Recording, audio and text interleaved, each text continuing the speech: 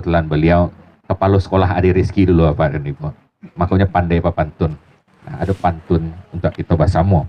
Tenda biru di ateh banda.